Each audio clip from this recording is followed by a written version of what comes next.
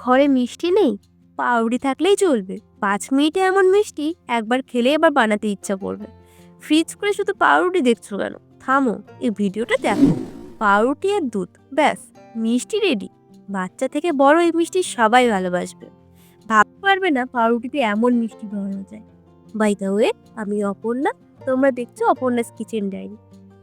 পাউরুটি কাটতে গেলে আগে চারপাশের বাদামি অংশগুলো আলাদা করে নিই। ভেতরে নরম অংশটাই দরকার। ছুরি খুব জোরে চালাতে হয় না, আস্তে আস্তে কাটলেই ঠিক থাকে।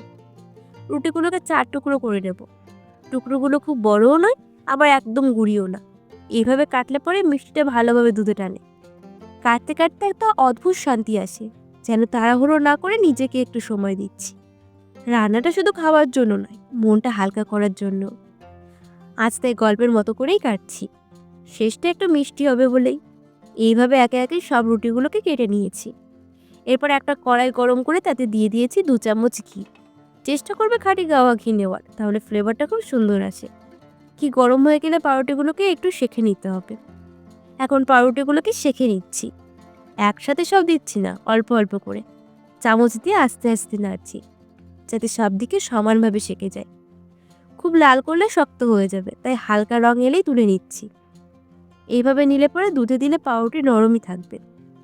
এটা করলে মিষ্টির টেক্সচারটা বেশ ভালো হয়। ছোট কাজ কিন্তু দরকারি। এখন এগুলো নামিয়ে রাখছি, এর পরের ধাপে যাব। এরপর 500 দুধ জাল করে নিতে হবে। জানো তো, মিষ্টিটা বানাতে কিন্তু খুব বেশি সময় লাগে না। ইচ্ছা করলেই সাথে সাথে বানিয়ে খাওয়া যায়, আর এর টেস্টটা কিন্তু অসম্ভব সুন্দর। দুধ জাল দেওয়া হয়ে গেলে দুধের মধ্যে দিয়ে দেবো 2 চামচ গুঁড়ো দুধ। গুঁড়ো দুধটা দিয়ে ভালো করে নাড়াচাড়া করতে হবে। গুঁড়ো দুধ মেশানো হয়ে গেলে দিয়ে দেবো 2 চামচ কাস্টার্ড পাউডার। কাস্টার্ড পাউডারটা দিয়ে ভালো করে নাড়াচাড়া করতে হবে, নইলে দলা বেঁধে যাবে। এরপর দিয়ে দিতে হবে পরিমাণ মতো চিনি। তোমরা যে যেমন মিষ্টি পছন্দ করো সেই বুঝে চিনিটা দিয়ে দিও। সব উপকরণ দেওয়া হয়েছে, এখন শুধু নাড়তে হবে। আঁচ কম রেখেছি, যাতে নিচে না লাগে। ঘন হতে শুরু করেছে, মানে ঠিক পথেই আছি। এই সময় তাড়াহুড়ো করা যাবে না, একটু ধৈর্য ধরলেই মিষ্টিটা ঠিকঠাক হবে। যাই হোক, এরপর দুধটা ফুটতে ফুটতে এরকম ঘন হয়ে আসলেই ব্যাস নামিয়ে রাখতে হবে। এবারে আর অল্প কাজ বাকি। ওই যে প্রথমেই যে পাউরুটি টুকরোগুলোকে ভেজে রেখেছিলাম, ওগুলোকে একটা পাত্রের মধ্যে সুন্দর করে সাজিয়ে নিতে হবে। ইনস্ট্যান্ট খুব কম সময়ের মধ্যে যদি এমনই একটা মিষ্টি বাড়িতে বানিয়ে নেওয়া যায়, তাহলে আর কি চাই বলো। এরপর সাজিয়ে রাখা পাউরুটিটার ওপর দিয়ে দিয়ে দিতে হবে দুধের ওই মিশ্রণটাকে। দুধের এই মিশ্রণটা ঢেলে দিলেই ব্যাস মিষ্টির কাজ শেষ। দেখো দেখো, আমাদের মিষ্টি কিন্তু বানানো হয়ে গেল। এত কম খাটনিতে এত সুন্দর মিষ্টি বানানো যায়, কেউ কি বিশ্বাস করবে?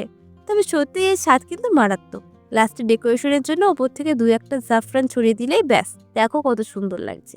দেখা হচ্ছে নেক্সট ভিডিওতে। Love you all.